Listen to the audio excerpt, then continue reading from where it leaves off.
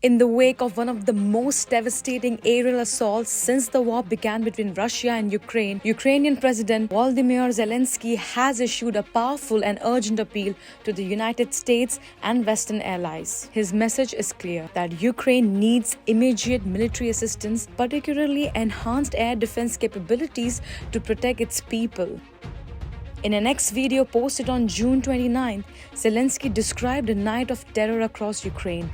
Nearly 500 drones, mostly Russian-Iranian Shaheeds, filled the skies. 60 missiles of various types were also launched. The targets were clear.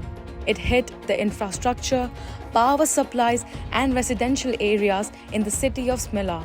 A missile also struck an apartment building, leaving a child injured. Tragically, a Ukrainian F-16 fighter pilot lost his life defending the skies. The plea comes just days after US President Donald Trump addressed the situation at the NATO summit press conference. While he has yet to approve any new aid to Kyiv since returning to office, Trump acknowledged that he's actively considering Ukraine's request for additional Patriot missile defense systems, especially after his face-to-face meeting with Zelensky at the NATO summit. Yes. Mr. President, Netherlands TV, thank you for visiting our country. Good. As I understood, Thank you. I, of course, would like to know how you slept last night at the House of the King. Oh, I slept beautifully. But probably a more serious question. I think you just had a meeting with President Zelensky. Did you discuss any ceasefire in this Russo-Ukrainian? No, I wanted to know how he's doing. He was very nice, actually. You know, we had little rough times sometimes. He was, couldn't have been nicer.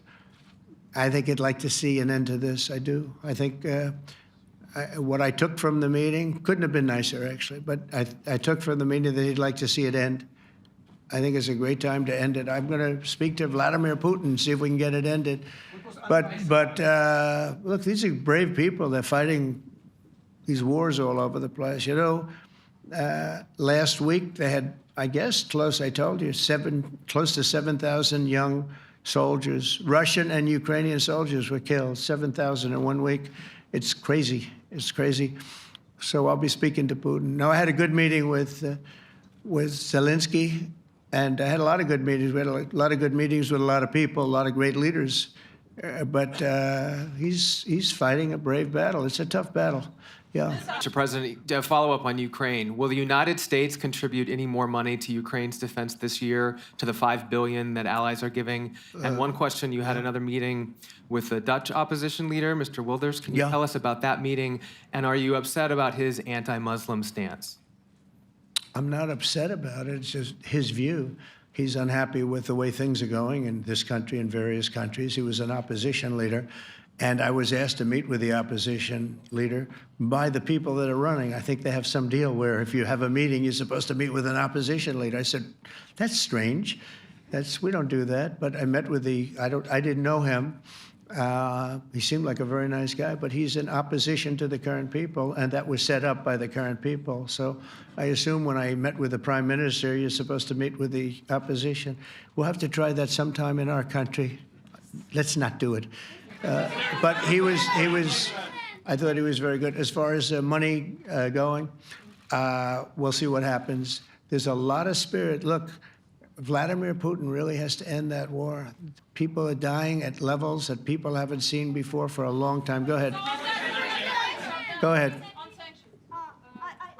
White shirt. Oh, she's all excited. Okay. So, BBC News Ukrainian. Where are you from? I'm from Ukraine. Oh, so my wow. question to you is whether or not the US is ready to sell anti-air missile systems, Patriot, to Ukraine. We know that Russia has been pounding Ukraine really heavily right now. Are you living yourself now in Ukraine? My husband is there. Wow. And I can see you it's amazing. And me with the kids, I'm in Warsaw actually, because he wanted me to be. Is your husband a soldier? No? He is. He's there now? Yeah. Wow, that's rough stuff, right? That's tough. And you're living here? In Warsaw. And you're a reporter? I am. Good. So let me just tell you, they do want to have the missiles, okay, as they call them, the Patriots. And we're going to see if we can make some available, you know. They're very hard to get. We need them too. We were supplying them to Israel. and they're very effective, 100% effective. Hard to believe how effective. And they do want that more than any other thing, as you probably know. That's a very good question, and I wish you a lot of luck. I mean, I can see it's very upsetting to you. So say hello to your husband, okay? Thank you. Meanwhile, Ukraine has announced its alignment with the European Union sanctions package targeting the Iranian regime, holding Tehran accountable for its role in supplying drones used in Russian strikes. Zelensky condemned Iran's leadership as one of the world's most brutal and reaffirmed Ukraine's commitment to international pressure against state-sponsored terror. But perhaps most alarming was the warning Zelensky issued not just to Ukraine, but to Europe. He stated that Russia has no intention of ending the war. According to him, President Vladimir Putin is actively preparing for future offensives even on European soil. He called for more joint defense production, greater international coordination, and a stronger unified European security structure.